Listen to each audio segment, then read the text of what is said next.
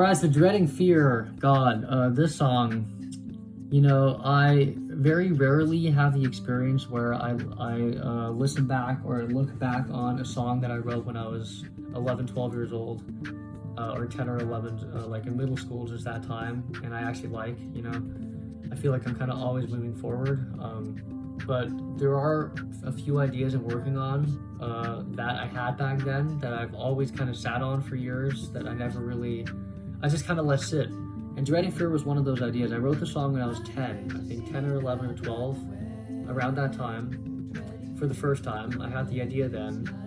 Then years later, I think I recorded it at one point, kind of a rough recording, and I didn't know how to record back then, but I just made like a demo for myself that I then listened to about a year ago when I kind of started revisiting this song. So I had the idea, I wrote the song, and I just kind of had it for a while, and I didn't really do anything with it, partially because I didn't know how to record, I didn't have the resources, and partially just because it was kind of in the back of my head for a while. But it all started with the steel drum riff. My mom's steel drum is kind of the focal point of the song. Me and her play music together. We did it a lot when I was younger, and her presence and her steel drum is kind of a big part of my life, and has been. And I've always liked the sound of the steel drum, and I never really played steel drum, but at one point I really just, I played around with it, and I came up with the riff. So the riff was the starting point. And then that chorus was there, and the rap.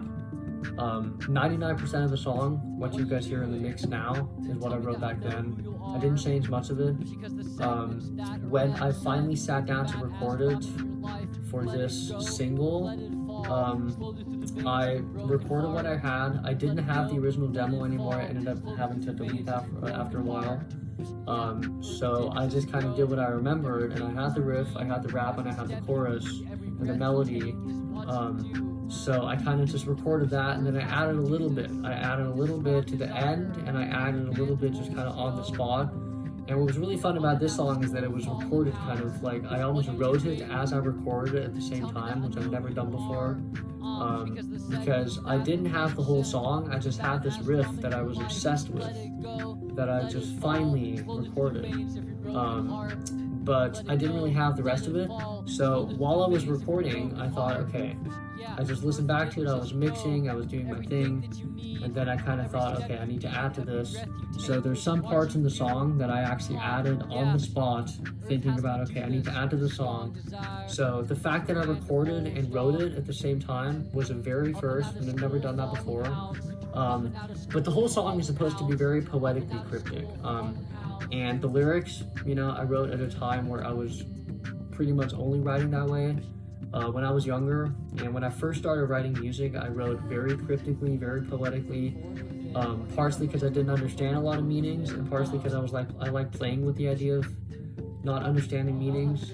That cryptic nature and style has kind of always been at the core of a lot of my poetry, and as I've gotten older and matured, I've learned how to write more clearly, and that's how it works when you mature and you kind of develop your writing. But this song, being what it is, having written it when I did, it's very cryptic, and it's really cool recording it now, over 10 years later, because I have a whole different understanding for writing, and I've written so much, since then, and I had a very specific connection to a very specific poetry instructor that encouraged a lot of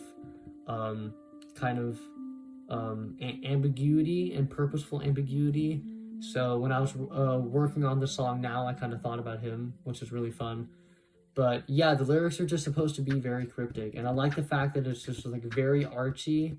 And the music video for the song too, that I'm going to make at time of recording, haven't made it yet at time of recording, but I will. It's going to be very artsy, and just kind of a tribute to a piece that's just kind of there for the music and just there for kind of the aesthetic rather than the meaning.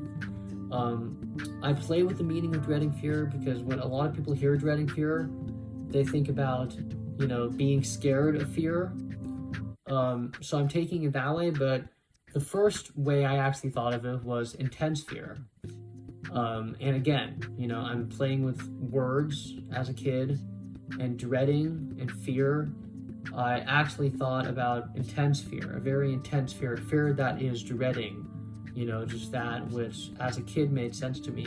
So that's the first interpretation I'm actually I conceived it with. And then while I was recording it again, I kind of realized, okay, no, it has a deeper meaning. So then I realized, okay, no, the meaning that people are gonna understand from this is actually the idea of being scared of fear. So I did end up putting that in there later, kind of in the process. But it's very cryptic, but it's just kind of the message of the song in a nutshell to me is kind of not being scared to take risks and just going for it. If you have a passion, to go for it, and you have an ambition, to go for it. It's a concept that I thought a lot about as a kid. Kind of one of those like very kind of holistic ideas. It's just like, just go for it. If you have an idea, just go for it, bite down. And there's little hints, like upper mandibles, which is one of the lyrics in the rap. One may not really understand, but if I look at the function of what the upper mandible does, the upper lip, it actually is the lip that bites down on things. So that's how I interpret that. So it was really fun too, kind of taking these lyrics from way back when in my life and kind of reinterpreting them now. But it's supposed to be very rough. It's supposed to feel a little bit like it was always supposed to feel. And I always wanted to record the song, so it was always supposed to have a very rough kind of energy to it. Maybe more than some of my other songs do now. But being a DIY artist, I think I've never lost that kind of rough feeling that I've always had in my music since I first started writing. So it does have a little bit of the feeling of my 10-year-old self in it, even as a 23-year-old, being able to kind of channel that, which is really fun. I feel like it definitely, recording the song awakens my inner child and brought back a lot of memories for me that I didn't really have before, which is really cool. But yeah, I hope you guys enjoy it. It's one of those songs that's supposed to make you kind of just look at the aesthetic and just kind of, it's supposed to be a song that's kind of purposely like makes you wonder like, okay, what's going on? And it's supposed to kind of be a little bit mysterious and meaning for a lot of reasons.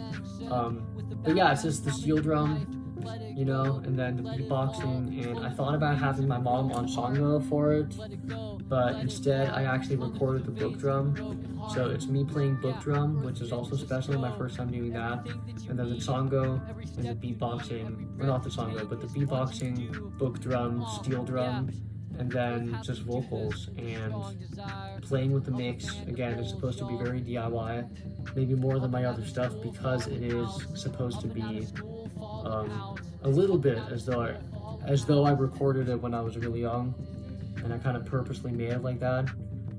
So that's really fun.